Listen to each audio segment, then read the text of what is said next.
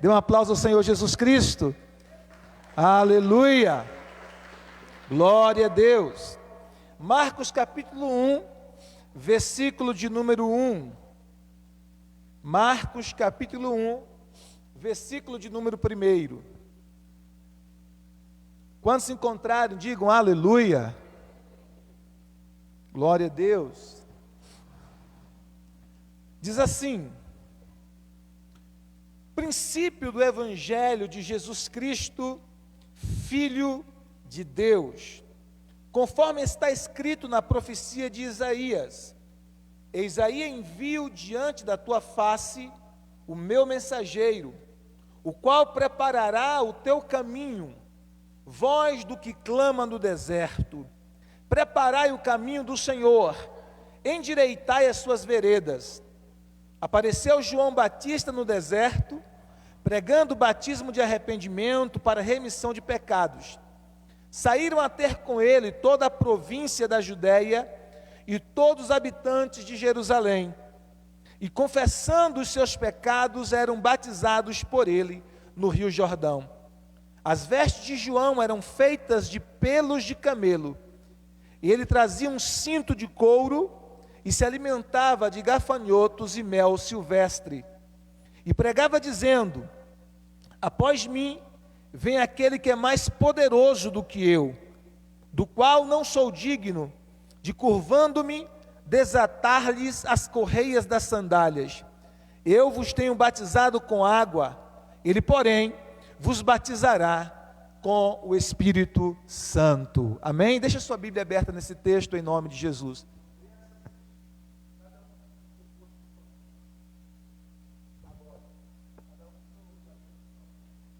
Glória a Deus. Amém? Glória a Deus. Tende suas mãos para cá, ore para que o Espírito do Senhor fale ao nosso coração através da sua palavra.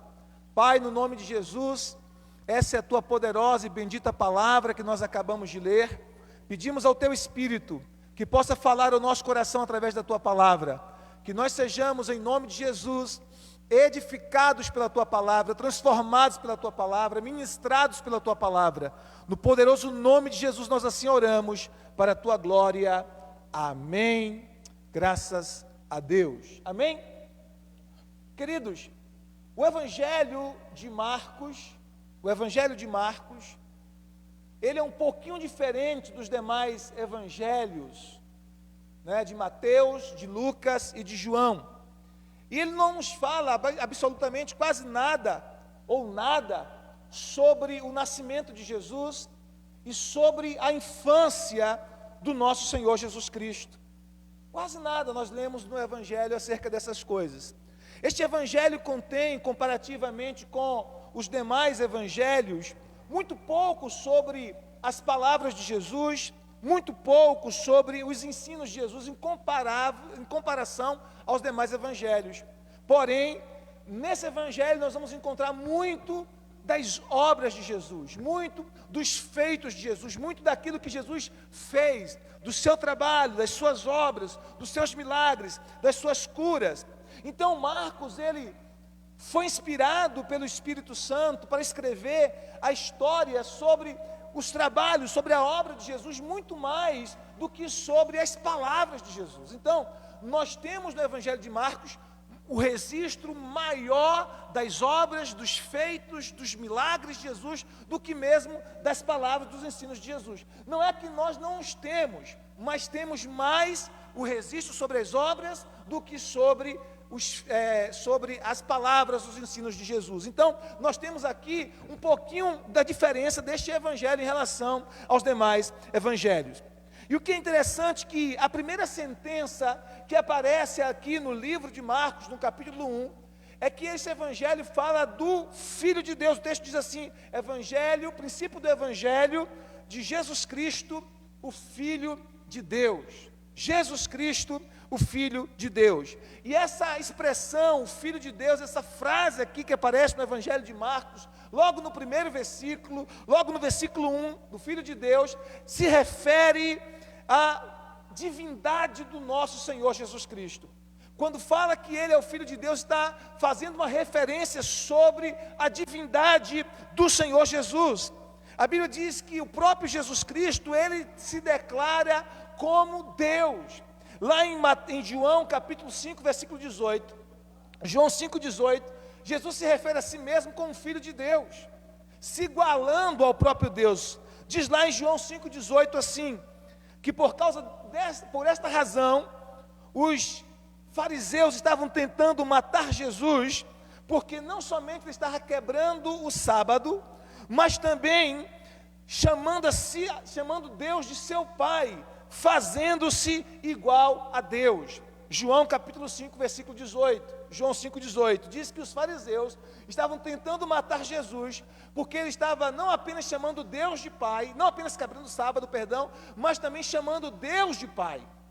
E ao chamar Deus de Pai, ele está dizendo, é a minha natureza, a minha essência é a mesma dele, portanto eu sou Deus também. E a Bíblia vai nos mostrar isso. Pai é Deus, o Filho é Deus e o Espírito Santo é Deus, embora não haja três deuses, mas o único Deus em três pessoas distintas. Esse é o mistério que nós chamamos o mistério da Trindade. Nós cremos isso nas Sagradas Escrituras, amém? Então Jesus Cristo aqui é chamado Filho de Deus, isso se refere à sua divindade, a divindade de Cristo, ok? Ela é uma segurança para a nossa fé. Crer na divindade de Cristo é uma segurança para a nossa fé. Nós cremos que o nosso Jesus, ele é 100% homem, porque ele se fez carne, e ele é 100% Deus, porque ele vem de uma semente divina, ele é Deus, o Deus que já existia na eternidade, que já havia, que já era na eternidade. A Bíblia diz em João capítulo 1, versículo 14, que ele se fez carne, ele assumiu uma forma humana, ele assumiu um corpo humano, e ele nasceu da Virgem Maria, ele se tornou um de nós, ele se tornou um ser humano como nós, para poder fazer a nossa expiação, para poder morrer por nós, para poder morrer em nosso favor. Mas ele sempre foi Deus na eternidade. E no Evangelho de João nós vimos isso claramente em diversos momentos. Mas aqui no Evangelho de Marcos, logo no início do Evangelho, o texto está bem claro dizendo que ele é o Filho de Deus, que este Evangelho é o Evangelho do Filho de Deus, não outro Evangelho, mas as boas notícias, o Evangelho do Filho de Deus, amém? E nós temos aqui então, nesse texto, nessa sentença, jaz uma peculiar mérito sobre a divindade de Jesus. Por quê? Porque por meio dessa divindade, da morte desse Cristo que é Deus, é que nós podemos ser salvos. Se ele tivesse morrido sendo apenas um homem, nós não teríamos segurança alguma de salvação, porque ele teria morrido apenas como um mártir, ou talvez morrido apenas pelos seus próprios erros ou pelos seus próprios pecados, certamente. Mas como ele é Deus, como ele é o Filho de Deus, e ao crermos nisso, nós cremos que a morte de Cristo não foi a morte de um mártir, não foi a morte de um mártir, não foi a morte de alguém pecaminoso, de alguém pecador, mas cremos que a morte do Filho de Deus, a morte de Cristo, foi uma morte expiatória, foi uma morte pela nossa redenção, foi uma morte vicária. Essa palavra significa substituto, ou seja, ele morreu no nosso lugar, como nosso substituto, pagando a penalidade dos nossos pecados, para que nós pudéssemos ter vida eterna, vida abundante, para que nós pudéssemos ser reconciliados com o Pai, para que nós pudéssemos ter paz com Deus e paz no nosso coração e paz uns com os outros, para que nós pudéssemos ter a vida de Deus habitando em nós, para que o Espírito Santo viesse morar em nós, para que nós tivéssemos acesso ao coração do Pai. Então todas estas coisas se tornaram possíveis porque o Filho de Deus, o Cristo encarnado, morreu por nós. Não um homem apenas, amém? Não um ser humano apenas, mas Deus encarnado, o Filho de Deus. Então, o Evangelho de Marcos começa dizendo que ele é o Filho de Deus. Diga glória a Deus se você está entendendo. Então, a morte de Cristo não era a morte de um homem como nós, mas de alguém que está acima de todos, como Paulo diz em Romanos 9,5, Deus bendito eternamente. Romanos 9,5, Paulo diz, Deus bendito eternamente. Então é este Deus bendito eternamente que se fez homem, que estava morrendo por nós na cruz. Amém? A segunda coisa que nós vamos aprender nesse texto, em segundo lugar, é que o começo do Evangelho estava o cumprimento das Sagradas Escrituras, era o cumprimento das Sagradas Escrituras. O verso 2 diz assim: conforme está escrito na profecia de Isaías. Conforme está escrito na profecia de Isaías. O que está dizendo aqui? Que tudo que vai acontecer nesse evangelho, e nos demais evangelhos, claro, mas eu estou falando do evangelho de Marcos, era um cumprimento de todas as profecias do Antigo Testamento, mas especificamente aqui ele está falando da profecia do profeta Isaías. E ele está dizendo: olha, eis que eu envio diante da tua face o meu mensageiro. O profeta Isaías está profetizando 700 anos antes de Jesus vir a este mundo, 700 anos antes de Jesus nascer como ser humano. O profeta Isaías, ele tem uma visão e ele tem um quadro profético. Diante dele se abre uma visão profética e ele vê 700 anos na sua frente. E ele está dizendo agora, 700 anos antes de acontecer: eis que eu envio diante da tua face o meu mensageiro. Deus falando através da boca do profeta Isaías: eu vou enviar para você, meu filho, o meu mensageiro adiante da tua face. Esse mensageiro que Deus está enviando adiante da face de Jesus é o próprio João Batista, que é o precursor, que está ali preparando o caminho para o Senhor, que está ali preparando o coração das pessoas para receber o ministério de Jesus. Ele diz: eis que eu envio diante da minha face o meu mensageiro, o qual preparará o teu caminho. Aí ele diz: voz do que clama no deserto, preparai o caminho do Senhor, endireitai as suas veredas. Então, tudo que está acontecendo é cumprimento das profecias do Antigo Testamento. O nascimento de Jesus, o seu caráter, a sua vida, a sua morte, a sua ressurreição, o seu percussor, foi um cumprimento que foi de uma profecia que foi profetizada muito tempo atrás, muito tempo antes de Jesus vir. Então a redenção, ela estava sendo trabalhada e ela estava sendo realizada em cada passo, exatamente como estava escrito. Exatamente como estava escrito, cada passo vai sendo trabalhado. Porque Deus, queridos, Ele não é pego de surpresa. Ele escreveu o futuro. Amém? Na verdade, para Deus não existe passado, presente ou futuro. Para Deus é um eterno contínuo. Amém? Então Ele fala daquilo que ainda ia acontecer, como se já tivesse acontecido. Por isso, queridos, há sempre uma palavra de Deus para o nosso futuro. Lembra que há alguns dias atrás eu falei aqui que você não deveria se preocupar com o seu futuro? Porque quando o seu futuro chegasse, Deus já estaria lá esperando por você. Olha para o irmão que está ao seu lado e diga assim: Deus já está esperando por você no seu futuro. Diga para ele: Deus já está esperando por você no seu futuro. Então você não precisa se preocupar com ele. Você não precisa se preocupar com o seu futuro. Amém? Então, olha só, 700 anos é pouco tempo ou é muito tempo? Muito tempo. 700 anos antes de acontecer, o profeta Isaías, ele já descreve pela visão de Deus, pela palavra profética que Deus havia lhe dado, o que iria acontecer no ministério de Jesus. Então tudo o que aconteceu foi cumprimento das profecias do Antigo Testamento. Por isso, meus amados, nós deveríamos sempre ler o Antigo Testamento, todas as vezes que nós estivermos lendo o Antigo Testamento. Para os novos na fé que talvez não saibam, a Bíblia é dividida entre Antigo Testamento e Novo Testamento. O Antigo Testamento são todos aqueles textos que foram escritos antes do nascimento de Jesus e que estavam profetizando sobre a vinda de Jesus. E no Antigo Testamento nós temos muitas sombras, muitos tipos, muitos símbolos apontando para o nascimento de Cristo, para a vinda de Cristo, para o ministério de Cristo. E muitos desses símbolos já não são mais necessários o cumprimento literal deles. Mas quando nós estivermos lendo o Antigo Testamento, nós deveríamos procurar no Antigo Testamento algo sobre Jesus, aquilo que nós podemos aprender, nós podemos ser ensinados sobre Jesus no Antigo Testamento. Por exemplo, quando nós lemos lá em Gênesis capítulo 3, versículo 15, a Bíblia diz que Deus deu uma palavra para a serpente: da semente da mulher nascerá um. você lhe ferirá o calcanhar, mas ele vai esmagar a tua cabeça. Deus estava dizendo para Satanás: vai nascer um da semente da mulher. Quem era este um que ia nascer da semente da mulher? Quem era este? Jesus. Você vai ferir o calcanhar dele, porque Deus sabia, estava dizendo já ali.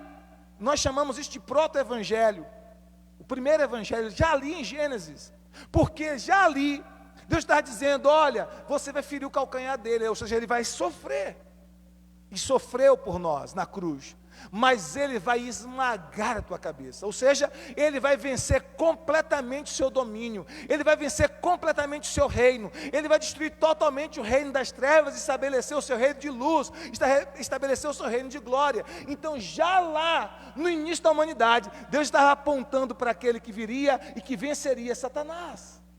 Por isso também, que você não precisa ter medo das obras do diabo. Diga para o seu irmão: você não precisa ter medo das obras do diabo. Diga para ele: maior é o que está em você do que aquele que está no mundo. Maior é aquele que está em você, porque lá em Gênesis Deus já estava dizendo que o inimigo seria esmagado debaixo dos pés de Jesus. Diga para o seu irmão: o diabo seria esmagado debaixo dos pés de Cristo. Agora, olha a metáfora que Jesus diz. Jesus chama a igreja de corpo, não é assim? Sim ou não? A igreja é chamada de corpo de, mais alto, gente, me ajude o pregador, corpo de Cristo. A pergunta é: os pés estão no corpo ou na cabeça? Porque Cristo é a cabeça e a igreja é o corpo, não é isso? A Bíblia diz que a igreja é o corpo de Cristo. E ele está dizendo lá no Antigo Testamento, ainda profetizando, que Cristo viria e que esmagaria, pisaria na cabeça da serpente. E ele faz isso através de quem? Através de nós, através da igreja. Então o inimigo já está debaixo dos seus pés, esmagado debaixo dos seus pés, e ele não tem poder algum sobre a sua vida. Não tem. Amém? Não tem. Porque você está debaixo da autoridade do nome de Jesus. Diga amém se você está entendendo. Diga glória a Deus. Em terceiro lugar, nós encontramos aqui nesse evangelho um efeito poderoso do ministério de João Batista sobre toda a nação da Judéia, sobre todo aquele povo. O ministério dele, quando ele começa o ministério dele, diz a palavra que apareceu as pessoas de todos os lugares, todas as províncias da Judéia, todos os habitantes de Jerusalém vieram até João Batista, vieram para ouvir a pregação de João Batista, e muitos vieram para ser batizados por João Batista. Então, o ministério de João Batista começou a crescer de forma extraordinária, poderosa, e começou a ter uma repercussão tremenda ali na Judéia, nas províncias da Judéia e em toda Jerusalém. De certa forma, quando ele começou o ministério, ele se tornou muito popular, conhecido tanto entre as pessoas do baixo escalão da sociedade, como as pessoas do alto escalão da sociedade. Até o rei Herodes conhecia João. Inclusive a Bíblia diz que o rei Herodes temia João, e tinha um certo respeito por ele.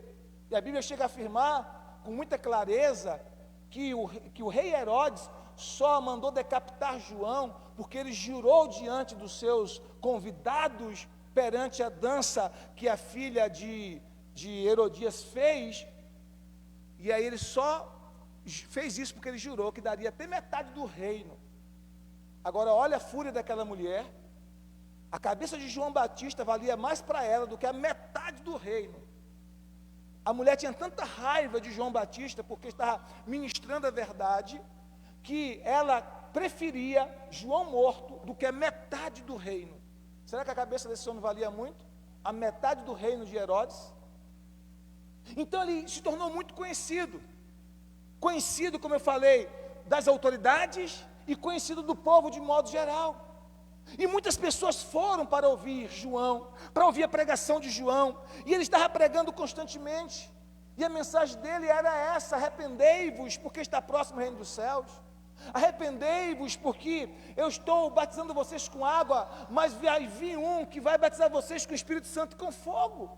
Na sua mão ele tem a sua pá, e ele limpará a sua eira. Ele tem um machado na sua mão, e toda árvore que não der bons frutos, ele vai cortar e lançar no fogo. Então essa era a pregação de João, e muitas pessoas vieram, o ministério de João começou a impactar muitas pessoas na Judéia, em Jerusalém. Agora a grande questão, que nem todos que ouviram João, nem todos que ouviram aquele grande pregador que ele era, conseguiram se aproximar de Jesus Cristo. Nem todos os que ouviram João conseguiram ter um encontro com Jesus, serem apresentados a Jesus para receberem a salvação através do Salvador. Alguns sim. A Bíblia nos fala, por exemplo, de André. André, que era discípulo de João, foi apresentado a Jesus por João. Quando João viu Jesus passar, João disse assim: olha, eis o Cordeiro de Deus que tira o pecado do mundo. Falou isso para André e para alguns discípulos, e André, a partir daquele momento, passou a seguir a Jesus. Então André foi um discípulo que ouviu a mensagem de arrependimento de João, ouviu a pregação de João, foi impactado por essa mensagem, mas João conduziu ele a Cristo, porque esse é o papel de qualquer pessoa que prega o Evangelho, é conduzir as pessoas a Cristo. E João fez isso, João conduziu André a Cristo. Mas infelizmente, nem todos daquela multidão, nem todos que ouviram a pregação de João naquela multidão foram conduzidos a Cristo, nem todos que ouviram a pregação de João foram levados à salvação através de Cristo Jesus. E aí isso nos abre os olhos, queridos, porque muitas vezes nós podemos ter uma multidão nos ouvindo a cada semana, ou nas redes sociais, ou em cada lugar que pregamos. Podemos ter uma grande multidão, mas isso não significa que todos estarão sendo conduzidos a Cristo. É preciso que cada um de nós abramos o nosso coração para reconhecer na pregação Jesus, para receber através da pregação da palavra Jesus, porque não importa o quão nós admiramos os pregadores ou o pregador, não importa o quão nós sejamos admiradores daqueles que estão pregando o Evangelho, nós precisamos receber a Cristo como Senhor de nossas vidas. Tem muitas pessoas que estão apenas admirando os pregadores, que estão ouvindo a palavra, olha, esse ou aquele pregador, prega bonito, prega bem, tem uma palavra forte, Deus falou comigo, e fica somente nisso. E essas pessoas não são aproximadas de Cristo. Então eu pergunto, quantos no meio daquela multidão ouviram João? Quantos foram até batizados com João?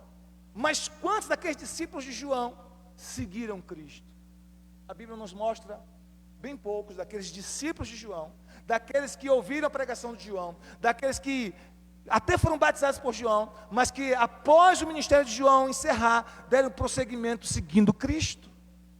Então nós precisamos entender, queridos, que não basta admirarmos os pregadores, não é suficiente que nós admiremos pregadores populares, nós precisamos ouvir a voz de Cristo por nós mesmos e precisamos segui-lo. Nós precisamos ouvir a voz de Cristo por nós mesmos, seja através da pregação da palavra, através da própria meditação da palavra, através de um louvor. Nós precisamos ouvir a voz de Cristo e precisamos tomar a decisão de seguir a Cristo, de seguir ao Senhor Jesus. Diga amém se você está entendendo, diga glória a Deus. Então, embora a pregação de João foi uma pregação tão poderosa, que teve um impacto tão grande ali na nação de Judá, nem todos seguiram a Cristo. E nós precisamos entender, queridos, nós precisamos seguir ao Senhor Jesus Cristo, porque é através dele que nós seremos transformados, é através de Cristo que nós seremos libertos, é através dele que nós seremos mudados, que nós seremos salvos, que nós seremos impactados pela presença e pela glória de Deus. Diga amém se você está entendendo. Em quarto lugar, a Bíblia diz que João, ele exaltou ao Senhor Jesus, quando ele disse assim: olha, após mim vem alguém que é o quê? Mais poderoso do que eu. Ele não está atraindo a glória para si, ele está apontando para Cristo, está dizendo: após mim vem alguém que é muito mais poderoso do que eu não sou digno nem mesmo de me abaixar e desatar as correias das suas sandálias. Jesus disse de João Batista que ele é o maior profeta que já existiu, o maior profeta, o maior. Ele encerra a antiga aliança para dar início à nova aliança. Ele é o maior profeta porque ele está anunciando de forma bem próxima a vinda do Messias. A Bíblia chega a dizer que João ele não fez nenhum milagre. Você sabia que João não fez nenhum milagre?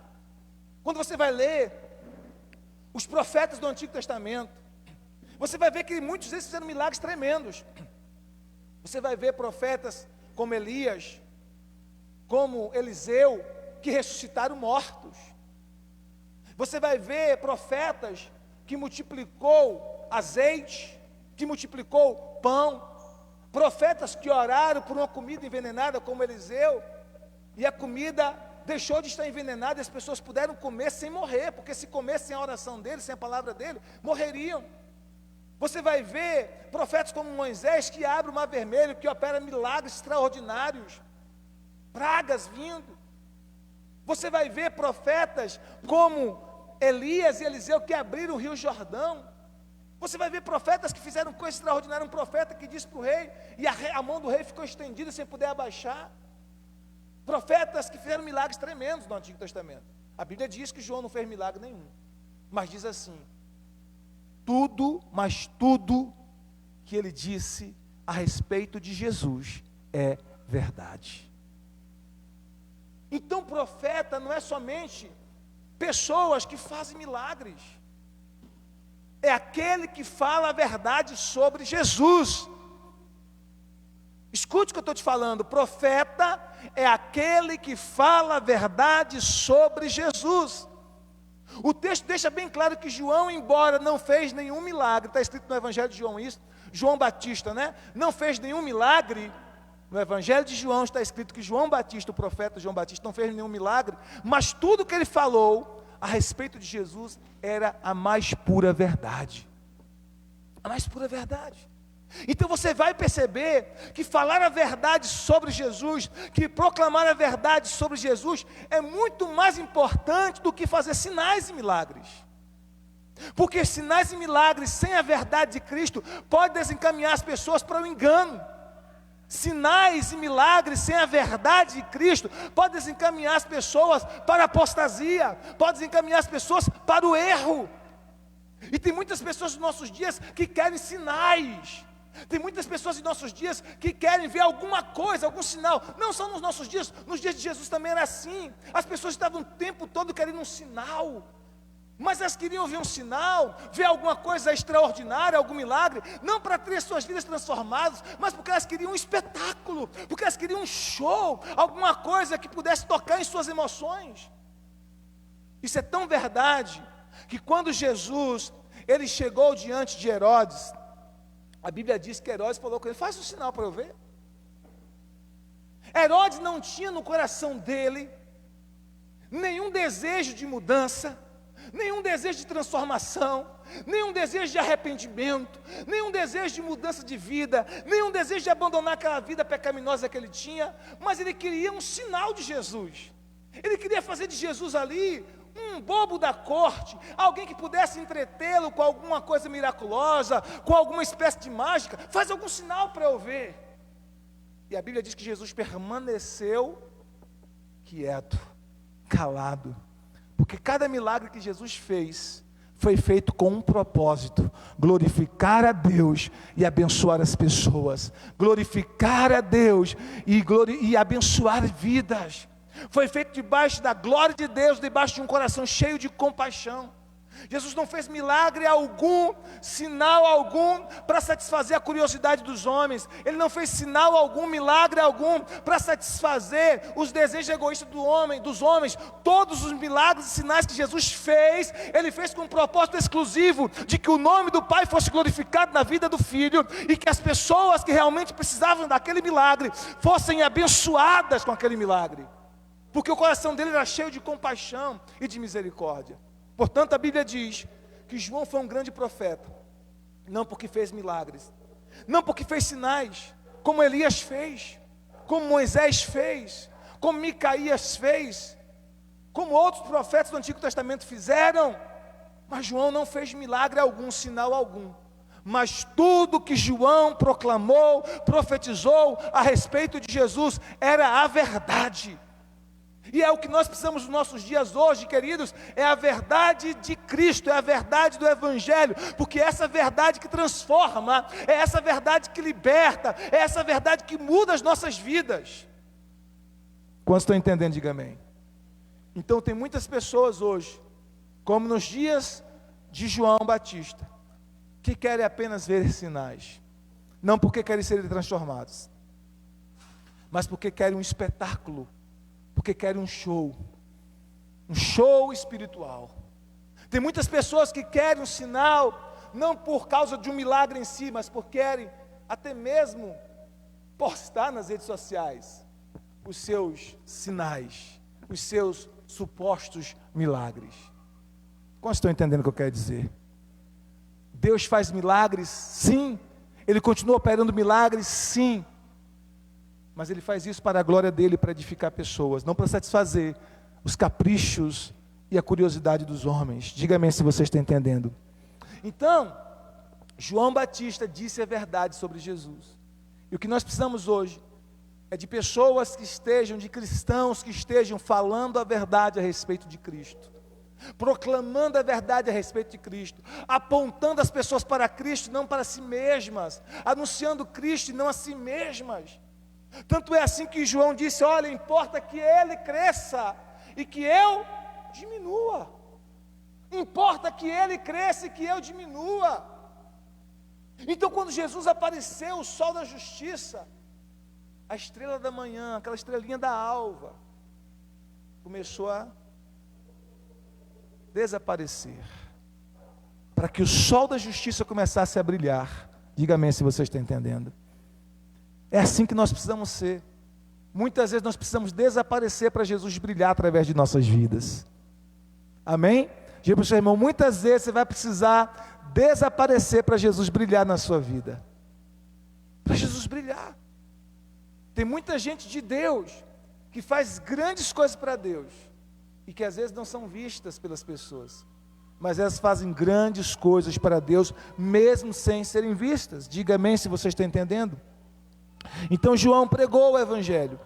Jesus disse sobre João que ele era a lâmpada que estava queimando e brilhando, e vocês estavam dispostos a se regozijar por um tempo na sua luz. Olha o que Jesus disse, que aqueles judeus estavam dispostos a se regozijar por um tempo na luz de João, que ele era aquela lâmpada que estava queimando. Por que queimando? Porque não é lâmpada elétrica, era uma lâmpada com óleo, né, com azeite. Então Jesus disse, era uma lâmpada que estava queimando e que estava brilhando, e vocês quiseram por um tempo, se alegrar, se regozijar na luz dele. Mas João passou e agora aqui está a luz maior. É isso que Jesus estava dizendo. E nós precisamos nos alegrar com essa luz de Jesus. Então João exaltou a Cristo. João também falou sobre o Espírito Santo, abertamente. Ele disse, sobre Jesus, vos batizará com o Espírito Santo. Ele vos batizará com o Espírito Santo. Vocês serão batizados com o Espírito Santo. Há uma promessa para você. Há uma promessa. O que é ser batizado com o Espírito Santo? A palavra batismo significa mergulho, mergulhar. Mergulhar é ser mergulhado no Espírito, é ser imergido no Espírito Santo, é ser totalmente cheio do Espírito Santo, é ser totalmente controlado pelo Espírito Santo, é ser totalmente dominado pelo Espírito Santo, é ser totalmente movido pelo Espírito Santo. E quantas pessoas em nossos dias, quantos de nós precisam desse batismo com o Espírito Santo? Quantos de nós precisam ser realmente dirigidos, guiados, conduzidos, controlados, dominados pelo Espírito Santo? Quantos de nós? Porque muitas vezes estamos sendo dominados por outras coisas, mas não pelo Espírito. Então o principal trabalho de um crente em Jesus, de um crente que crê no Evangelho de Jesus Cristo, é apresentar Jesus, estabelecer Jesus perante o seu povo e mostrar a sua obra completa e mostrar o poder de Jesus para salvar. Então a nossa missão é mostrar Jesus para as pessoas, é mostrar a obra completa de Jesus, é mostrar o poder de Jesus para salvar. Mas nós também precisamos fazer um outro trabalho, como João fez. Nós precisamos falar do Espírito Santo e permitir que o Espírito Santo trabalhe em nossas vidas, trabalhe em nossos corações e mostrar para as pessoas que elas precisam ter uma experiência com o Espírito Santo, uma experiência de novo nascimento e uma experiência de enchimento do Espírito Santo, porque são duas obras distintas do Espírito. Uma obra do Espírito é o novo nascimento, é a regeneração. Jesus disse isso para Nicodemos, lá em João capítulo 5, versículo 3 e versículo 5. João capítulo 3, versículo 3 e versículo 5.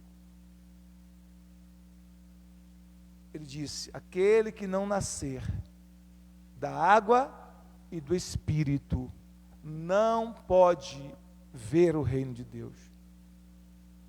Não pode entrar no reino de Deus. Esse nascer da água, a água é símbolo da palavra, porque a palavra é a semente que o Espírito Santo usa para nos gerar como novas criaturas em Cristo. Todos nós que estamos aqui fomos nascidos fisicamente. Esse é chamado de primeiro nascimento, é o nascimento físico.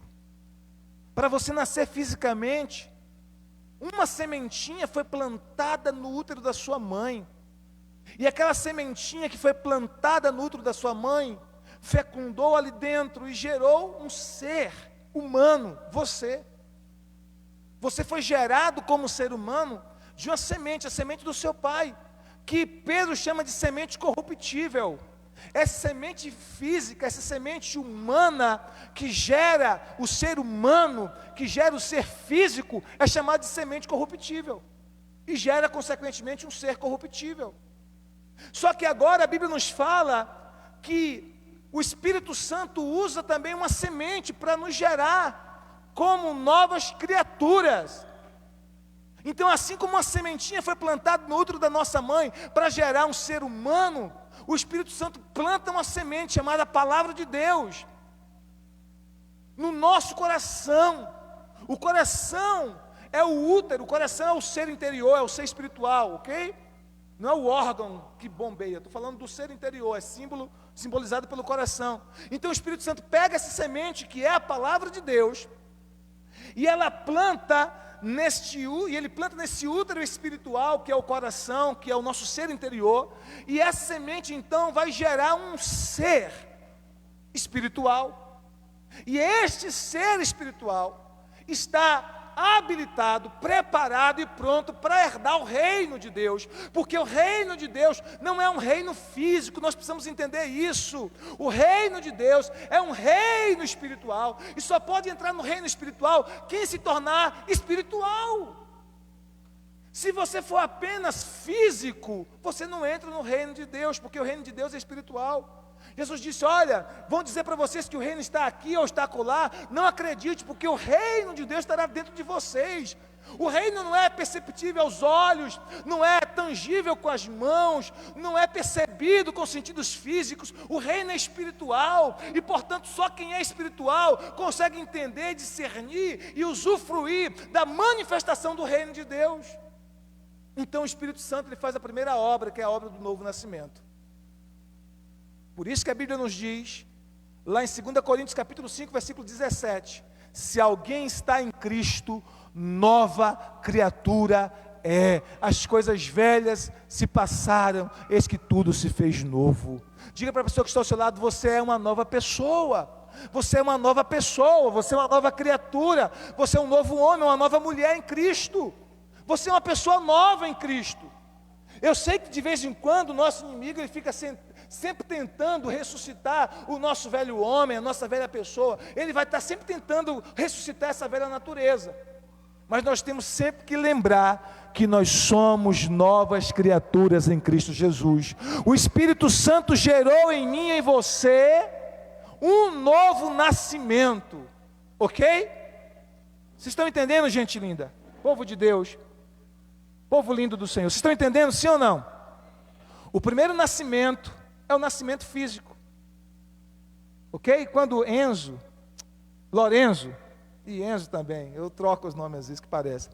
Quando Enzo e Lorenzo, estou usando os dois como exemplo porque são os mais novinhos aqui, né? Acho que não tem nenhum mais novinho do que eles aqui não. Quando Enzo e Lorenzo nasceram da barriga de Tai e de Pati, respectivamente, eles nasceram fisicamente. Vocês estão entendendo? Eles nasceram fisicamente, é um nascimento físico.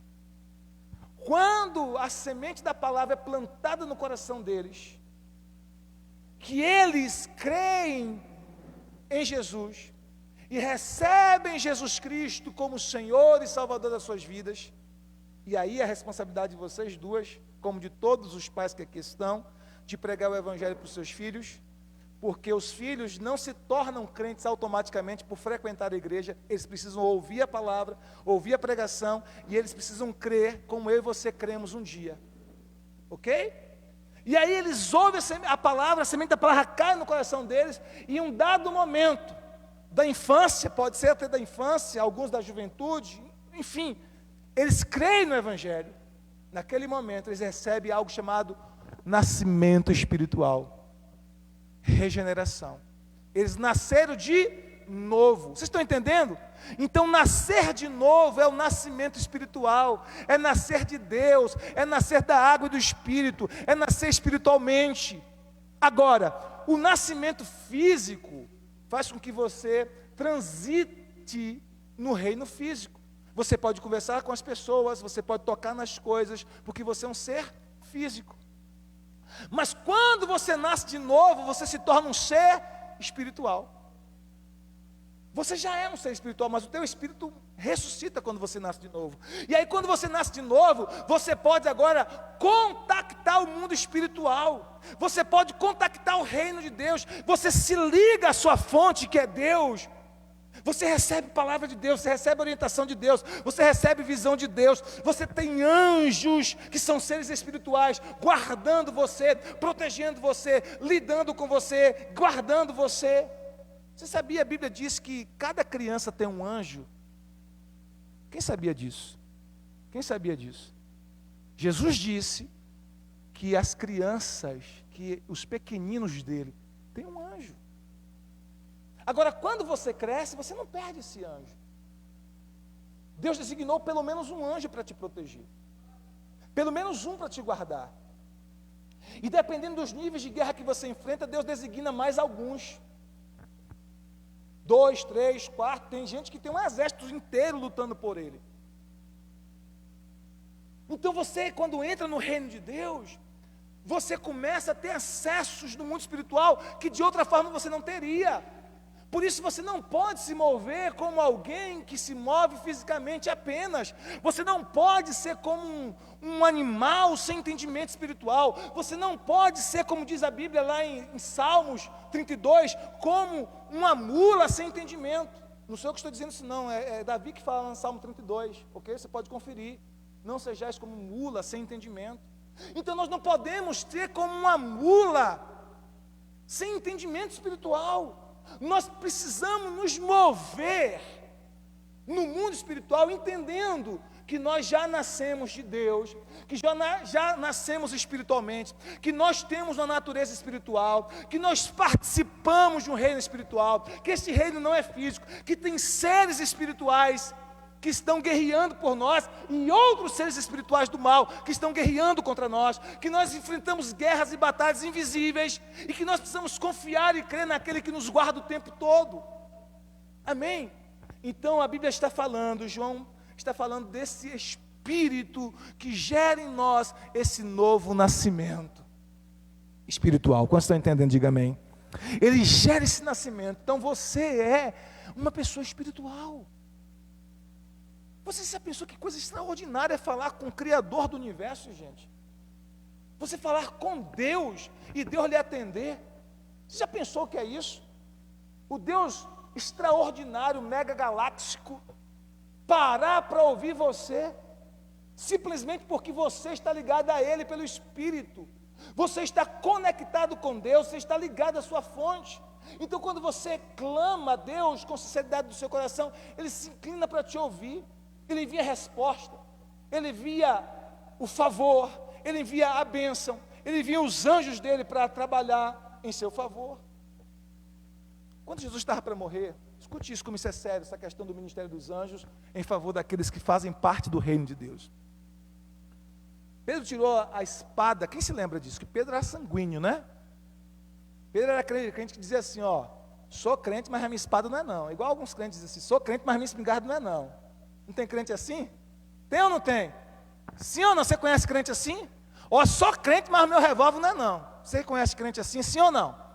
Só eu conheço, pelo amor de Deus. Né? Pedro era assim também, eu sou crente, mas a minha espada não é não. Quando foram prender Jesus, o que Pedro fez? Quem lembra? Tirou a espada e fez o quê? Cortou a orelha de um camarada chamado Malco. O nome dele só aparece lá no Evangelho de João. Só no Evangelho de João que aparece o nome desse cidadão. O nome dele era Malco. Cortou a orelha de Malco, que era um soldado que estava prendendo Jesus. O que Jesus disse para Pedro? Pedro, embainha tua espada. Porque quem fere pela espada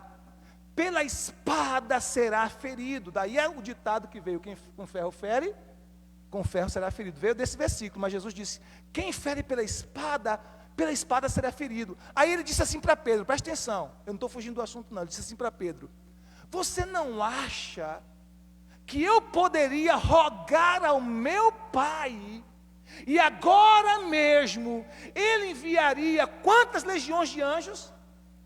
Quem lê a Bíblia aí? Quantas legiões de anjos? 12 legiões de anjos. E Ele me livraria dessa hora.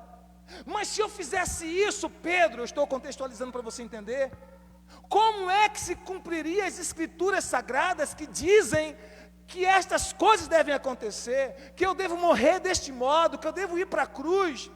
Então não precisa, é como se eu estivesse dizendo para Pedro, não precisa tentar me proteger, eu tenho anjos que me protegem, eu só estou indo para a cruz, não é por falta de proteção não, Pedro.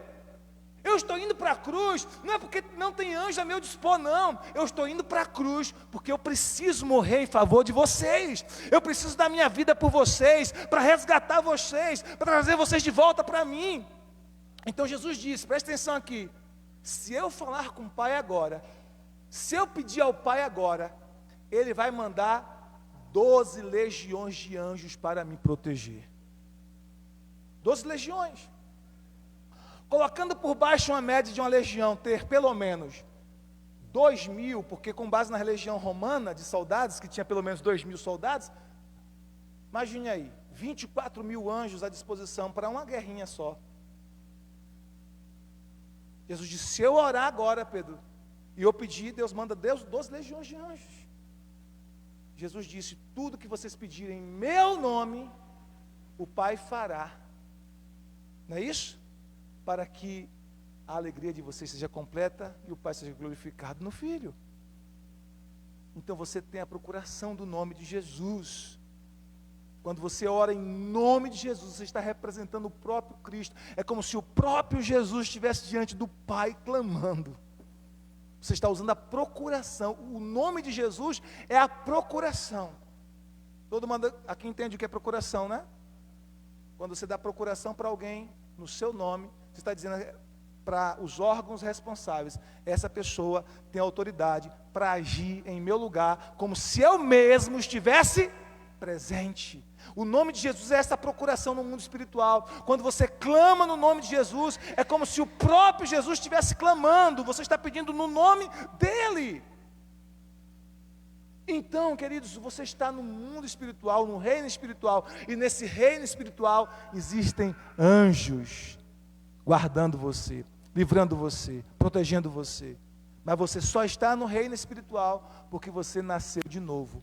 Quem não nasceu de novo ainda não está no reino espiritual. Quem não nasceu espiritualmente ainda não faz parte desse reino espiritual. Olha para o seu irmão e diga assim: Deus tem responsabilidade e compromisso com os cidadãos do seu reino. Diga aí para 3 pessoas: Deus tem compromisso e responsabilidade com os cidadãos do seu reino. Agora ele disse que o Espírito Santo promove novo nascimento. Mas além de promover novo nascimento, o Espírito Santo promove o quê? Enchimento de poder, revestimento de poder. Então são 2 obras distintas do Espírito. A primeira obra do Espírito Santo é gerar em nós um novo nascimento, é nos apresentar Jesus, para que a gente aceite Jesus como Senhor de nossas vidas, se converta e nasça de novo, nasça espiritualmente. Mas agora ele traz uma segunda obra, que é um revestimento de poder, que é um revestimento de poder do alto, como diz a Bíblia lá em Atos capítulo 1, versículo 8, serão revestidos de poder. Então você já nasceu de novo, você já é crente em Jesus, você já faz parte do reino de Deus, mas você também precisa de um revestimento espiritual. Você precisa de um fogo de Deus sobre você. Você precisa de uma unção fresca sobre a sua vida. Você precisa de dons espirituais. Você precisa ser capacitado espiritualmente. Você precisa de tudo isso.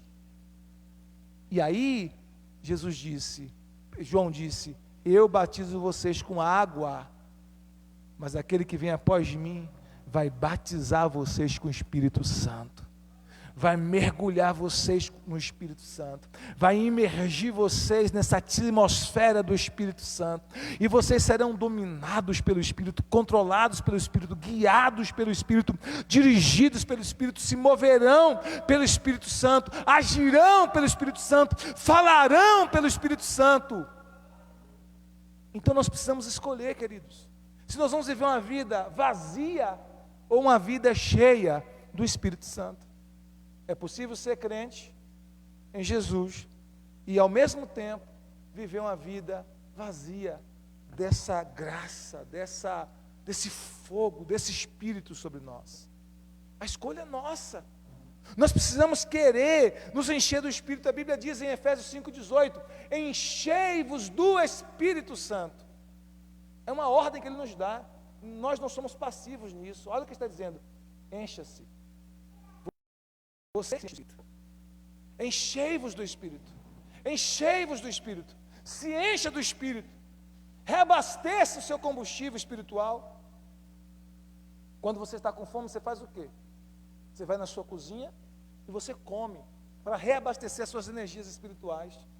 Quando o seu celular precisa de carga, você faz o quê?